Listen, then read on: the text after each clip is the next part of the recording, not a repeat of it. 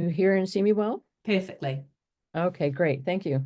So yeah, I'll be talking about combining machine learning and eDNA, and the case study we'll be looking at is the invasion of the spotted lanternfly across eastern North America, and then where it's going to go next. So hopefully this will be um, transferable. So the bigger picture I wanted to bring into this discussion is a combination of using AI. Well, I have lots of ideas now from the last talk about AI. But mostly we've been using sort of more traditional machine learning programs to determine where a pest species is likely to show up next or how it's spreading, and then react to that information by targeting those areas for surveys.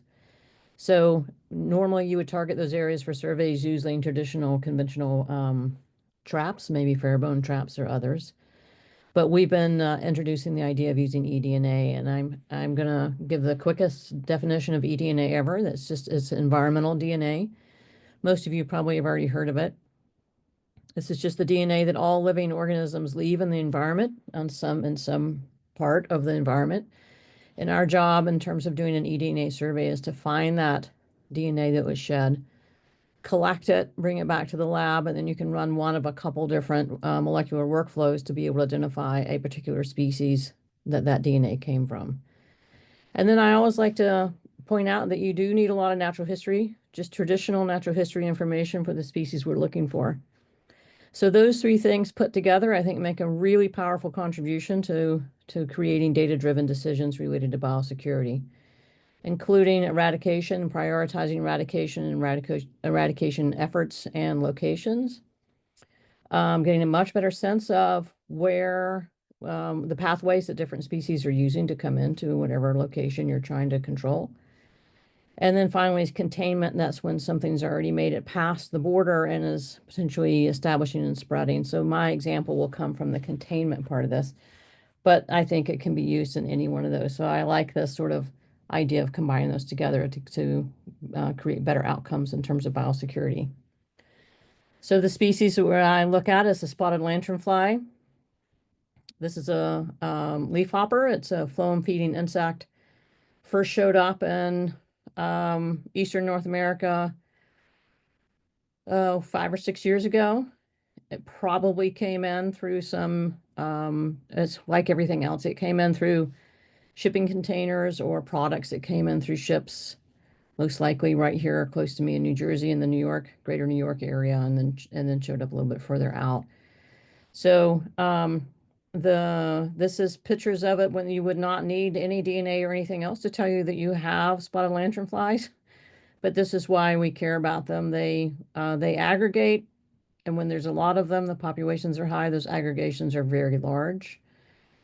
And being phloem feeders, what they do really well is suck the sort of juices out of a tree, and then it comes out the other end and sort of called honeydew, which is a very sugary substance that then has a mold that grows on it. So it can, well, it's just not very pleasant to have in your backyard. They're urban sort of pest insects you don't really want in your garden.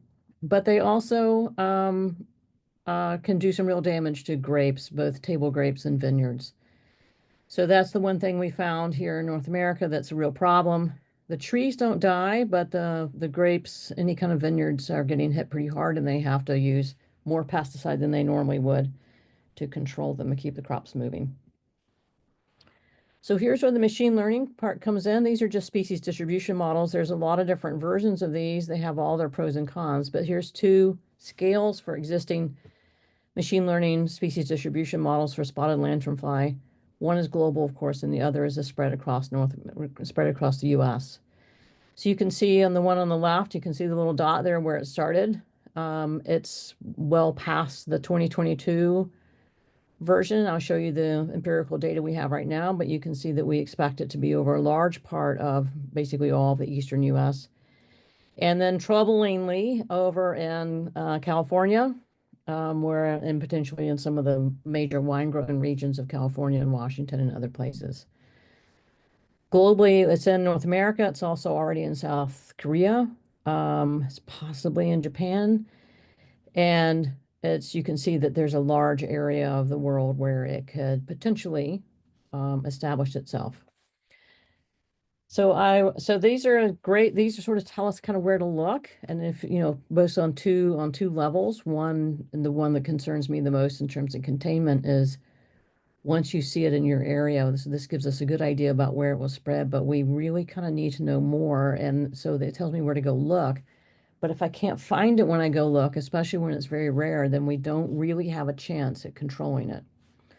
So that's where the eDNA comes in. It's sort of this tells me where to go, and then the eDNA tells me, or can give me a really powerful punch in terms of being able to find them if they're there.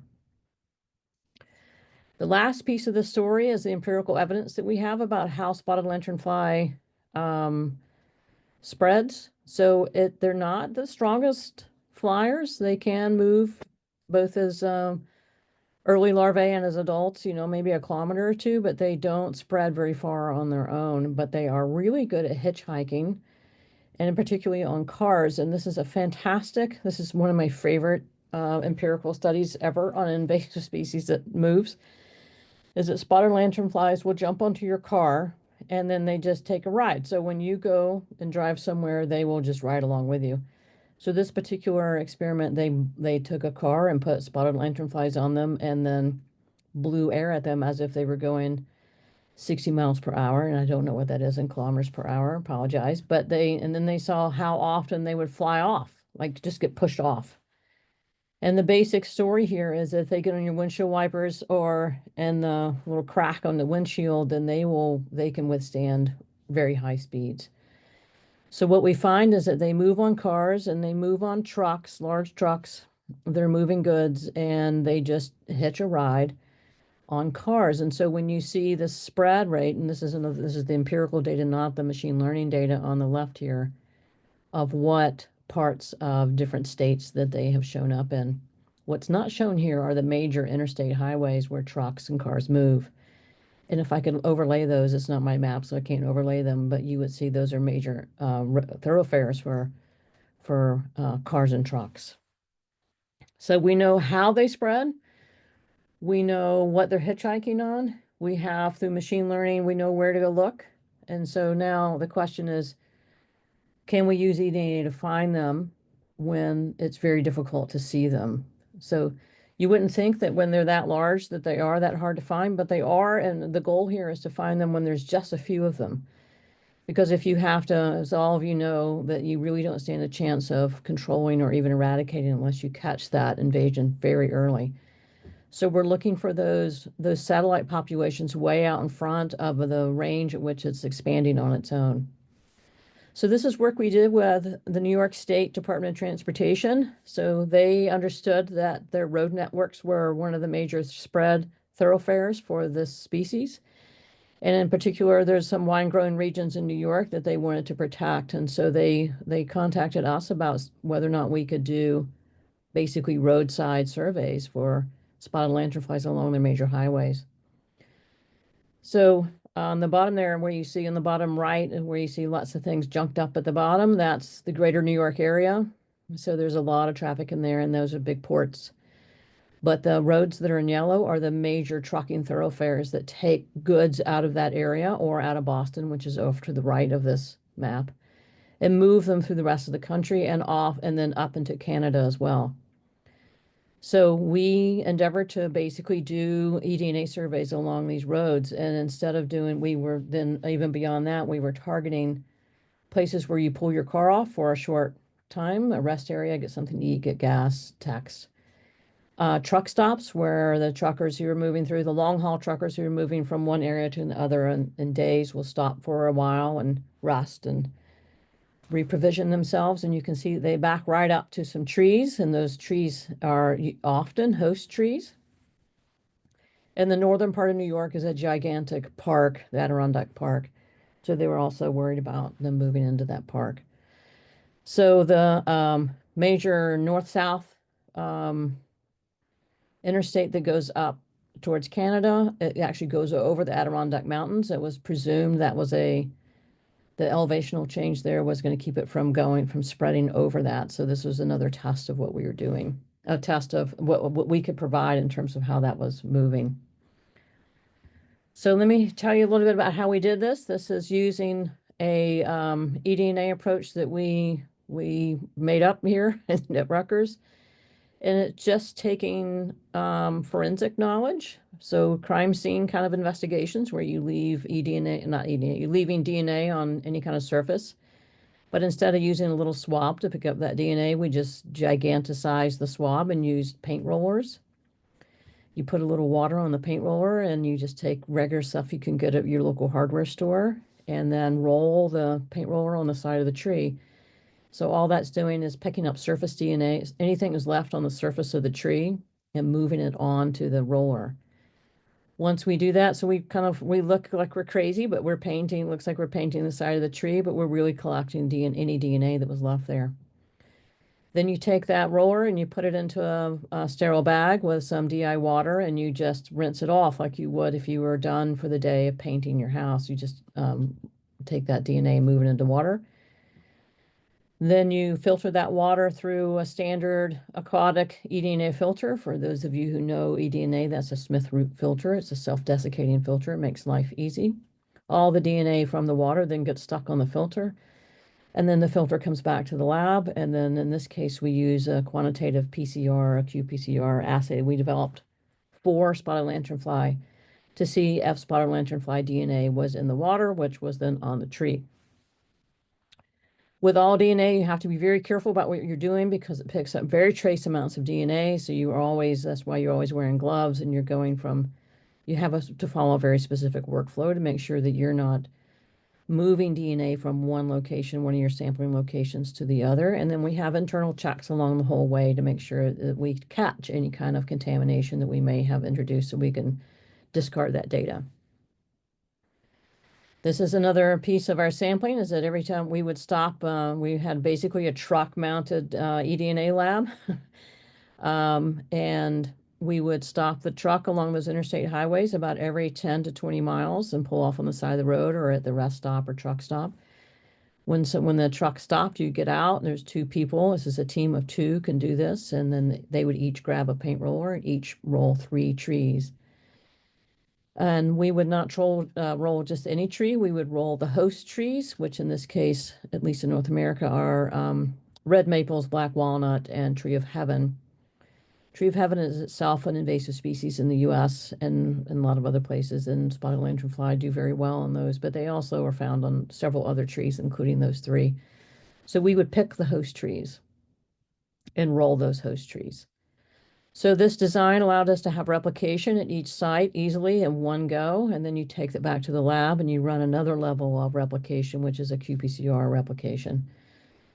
We would often go back to the same sites more than one time or more than 1 year, so I'll show you a little bit of that information, but we just follow the same design over and over again. So here's our results. So these are all the highways that we hit that kind of, you can see, recall from the other slide that these are some of the major thoroughfares we expected them to be moving. And concerning for us in terms of trying to control them is that almost all of them are red, which means that we detected DNA from spotted lanternfly at all these locations. And in particular, the things that kind of, I guess it wasn't too shocking, the stuff that was right out of New York, we knew they were there, but as you move west and north, we were not sure they were there. So we were picking up evidence of spotted lanternfly well outside of where we knew they were from conventional traps.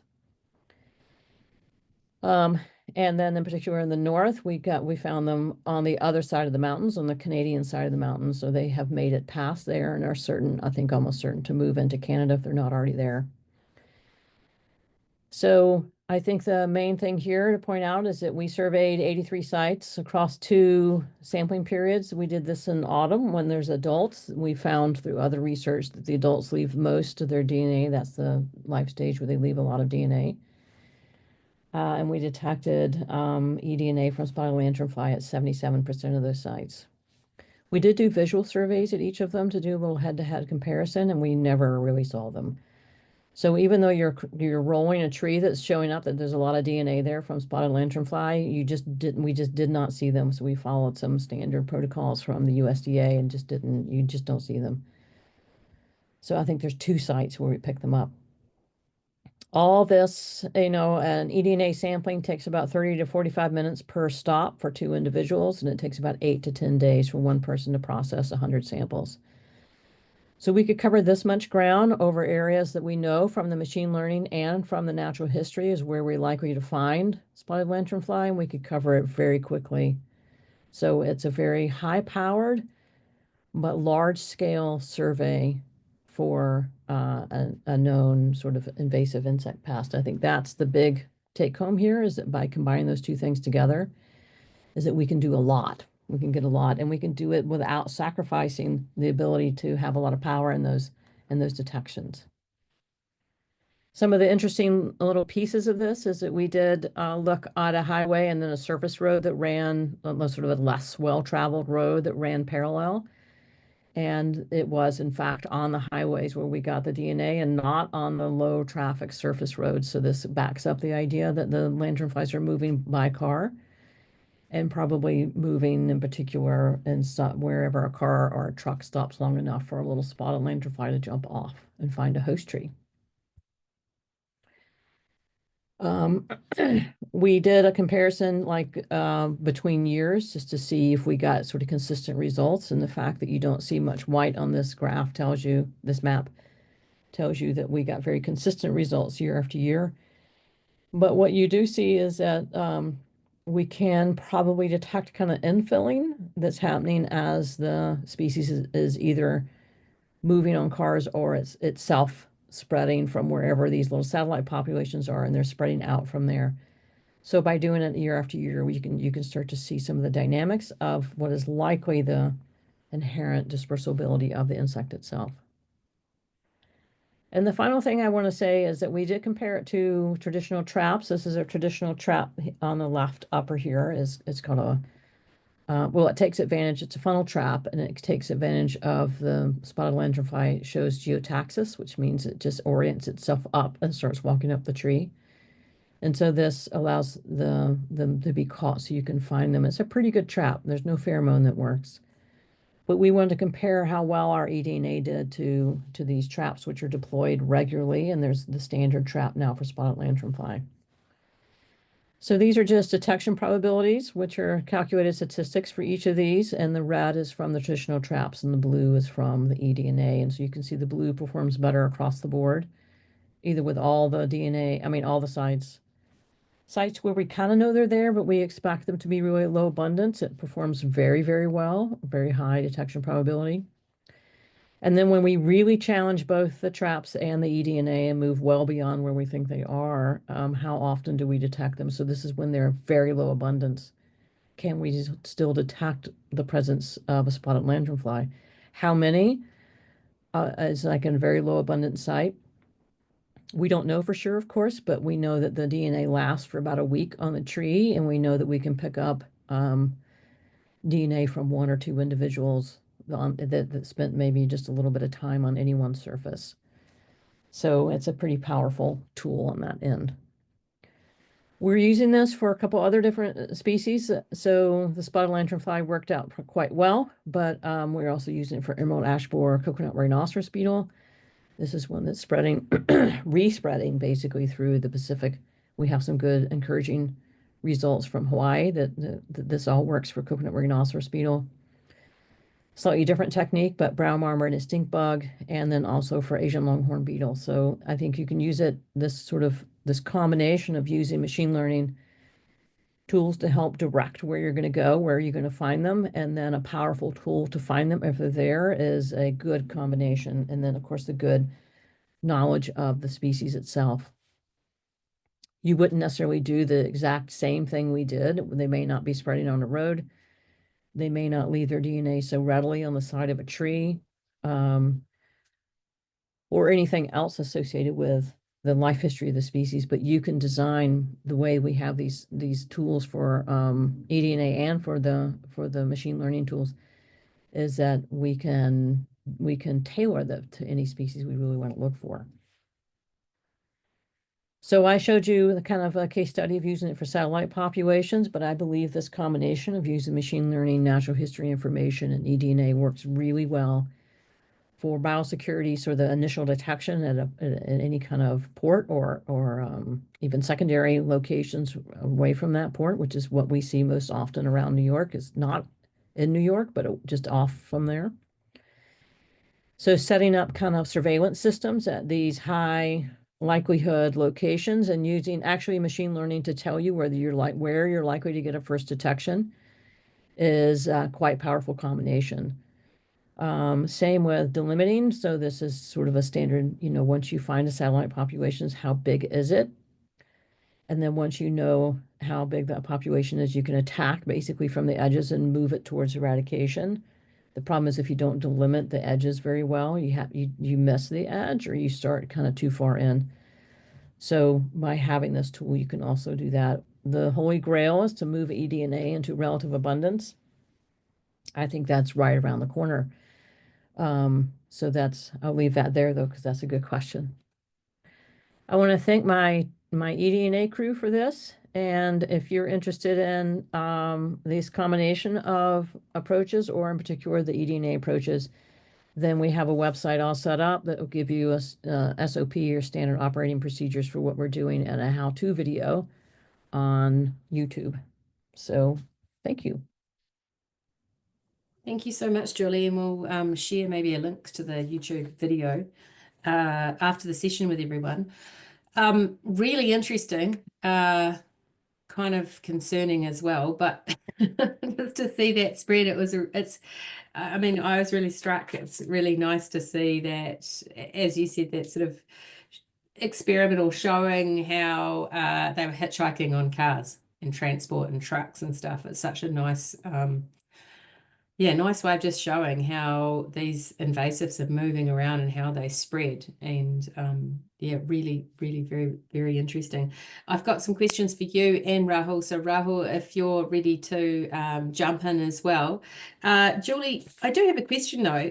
This seems for me really right for AI to sort of come in and help, and very much just like Rahul was saying, like have tools and sort of agents there to sort of help you speed up a lot of those processes. I think, for example, you said it takes 8 to 10 days for one person to process eDNA samples in the lab. There's some things like that. Do you see AI, I mean, are you looking at it now and trying to develop AI tools to actually speed up the processes that you just talked about? Is that something you're actively working on? So I think it's the only way to speed up that process is to use robotics for the molecular part. That's possible. Some people do that. I think the more interesting part is that there is a lot of effort that goes into designing an eDNA assay that's specific only to that species. So that's something I think I really would like to explore. And Rahul's presentation sort of brought that to light, because what we would really like to do, spotted lanternfly is a good example of a species that there's no invasion history, or it was very small. We really weren't expecting it to show up. And it just did, and they're easy to identify because they're fairly big and they have red on them. So it was, not that hard to find, but we regularly have around the world invasive pests that show up that we did not expect to see. So speeding up that process of, oh, we just found it, to a qPCR assay that allows you to go and employ our tools to go and find it, that would be huge, because that's a big sort of step to getting us to implementation very quickly, which is what we need to do. So I think that's a really interesting next step. Excellent. Thanks, Julie. Rahul, you answered some questions in the chat. Maybe you might also want to answer the question that Julie just answered. It reminded me of 3 slides that I removed at the last minute, because I think that precise problem is what we started working on about 3 or 4 years ago, because we wanted to develop.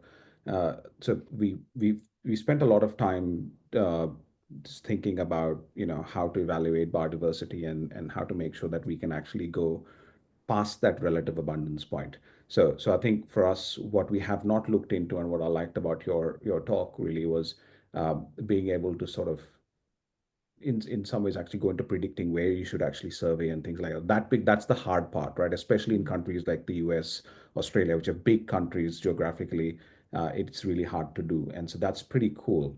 What we've been focusing more on is once you have the bug in hand, once you have something in hand, how fast can you go from there to the closest qPCR assay, whole genome assay, relative abundance assay, or CRISPR assay. And so that's sort of what we do. So we actually have a set of tools that I'm actually going to write you an email but that actually do that quite well. The relative abundance is something that's been of particular interest to us because our team works on about 400, 500 species at any time. And so for us, we always have a massive corpus available to develop these tools. And what we found is that we might actually be able to move away from spending a lot of time on specific markers as a primary assay. We still do need it as a secondary confirmation assay because, reliability really, right? But being able to get that canvassed information is something that we've been working on as well. So we've got a new Copilot system that we call Trace, which does exactly that. So it can do about for $200, sample about 200 species, 300 species in one shot, give you a clean snapshot, which is about 99.9%, and then we can dive into the more confirmatory things. That saves a lot of time because the lab work for this is actually only 2 hours. And so that less than 2 hours actually. So there is a lot of scope over there, both from the market discovery perspective as well as the inference. But I think I answered one of the questions. There is absolutely no shortcut to hard work, which is the field work, the observations, and predicting where that. I think those bits are novel for every single species. But our job as genomicists and platform developers is to make sure that the scientists have the time to do that by removing all this other fluff around it. Excellent. Thanks, Rahul. You had a question here around credibility of the output information. So Jay Eltan was saying, when all this started, AI can sometimes provide less accurate information, which requires verification. Have we overcome this? Rahul, can you explain a little bit about how we're maybe increasing our accuracy, or are we spending more time verifying AI to make sure it's correct, or? Well, it's going both ways, right? So first is the steerability of the models is increasing and the reliability of them is increasing so that it is possible to do that. So we spend quite a bit of time developing guardrails around the agentic system. So making sure that the instructions and the readout and the verification systems around it are accurate. So we have something that we call, I should name it better, but we call it the bullshit detector. But essentially what it does, it goes through every single line of output that is created by the AI models and actually verifies it for source and credibility. And so it doesn't spit anything out until it satisfies a couple of different criteria. It's actually not that slow. It happens almost in real time. So it's actually quite tenable to do that. Having said that, the models are getting better day by day. And so we are actually seeing a lot less hallucinations that we need to deal with anyways, especially if we are able to provide it with high quality sources. So all the agentic systems that I spoke about, each one of them actually has a piece that actually goes and searches the web, it downloads a PDF or it reads a web page or something like that, and it canvasses that before it gives an answer. So it works both ways. So in general, I think it's getting a lot more reliable, but we can't not verify it. We still try and verify every single line that goes through it, and it costs nothing. Excellent. Julie, you're obviously doing a lot of research across a lot of topics, as was seen when I introduced you. And even for this research, are you using AI a lot more in your work? And how is it sort of transforming what you're doing? Yeah, so we're trying to use newer versions of AI or different versions than what have traditionally been used in ecology to track the spread of climate species that are responding to climate. So in particular, my goal is to downscale and create actionable predictions of where a species is going to show up next. This is a climate moving species, a climate migrant. Because right now what you do is you get kind of like, in 2050, this is where the species is likely to be that a pest species or a native species. But the rubber hits the road and the sort of very local level, right? So what are the local people gonna, if it's an invasive species that's moving into an area where you're in charge of that forest and keeping it intact or whatever, or it's a species is a native species that's moving and it's going to interact with other native species, and what are you supposed to do? or if it's a species that you know is declining on its, for us, at least it's on the southern end of its range, then you need to be prepared to move into action. So, but the problem with that is that you're trying to make predictions when the data is very sparse. So we're kind of trying to overcome this issue. I seem to spend most of my life trying to overcome sparse data.